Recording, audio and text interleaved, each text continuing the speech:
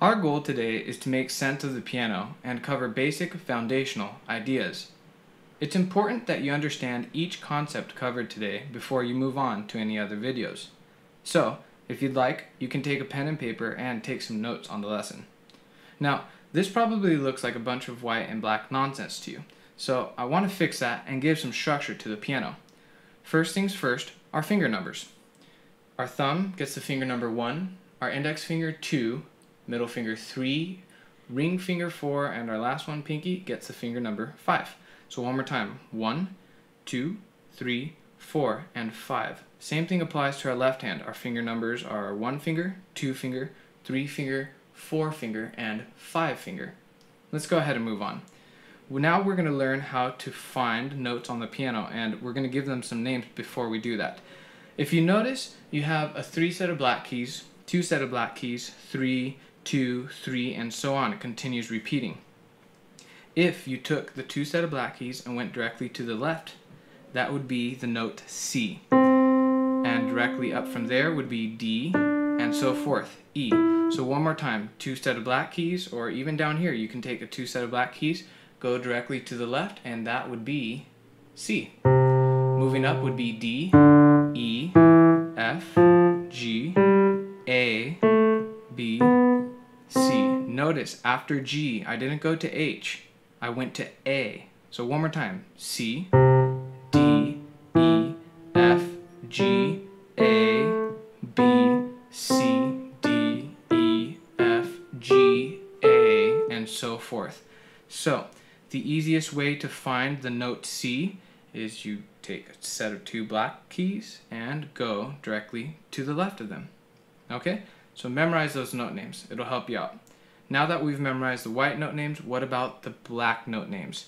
I want to introduce 2 ideas to you today, or rather 2 concepts. And these concepts are sharps and flats. So let's go ahead and take this note, D. And the way I got to D was like this. I took 2 black notes, went directly to the left. I have C, and then I went to D. Okay, so D, and here are 2 concepts, sharps and flats. The definition of a sharp, or the easiest way to put it, is go directly up to the next note. So if I were to play a D sharp, I would go directly up to the next note like that. If I were to play a D flat, I would go down to the next note. Now, it's important that you understand that sharps and flats don't always go to black notes.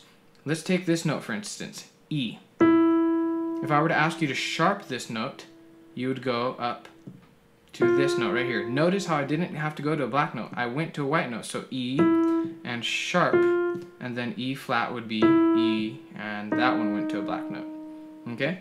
So a little trick before we move on from the idea of sharps and flats is this. If you sit on something sharp, what do? You jump right up, okay? So we jump up to the next note for sharps. For flats, if you get a flat tire, your tire is going to go down, okay? So we go down. Sharps go up, flats go down to the next note. The last thing that we will cover today will be the idea of whole steps and half steps. So let's get some definitions going for these. A whole step, what you do is you skip a note and move to the next note.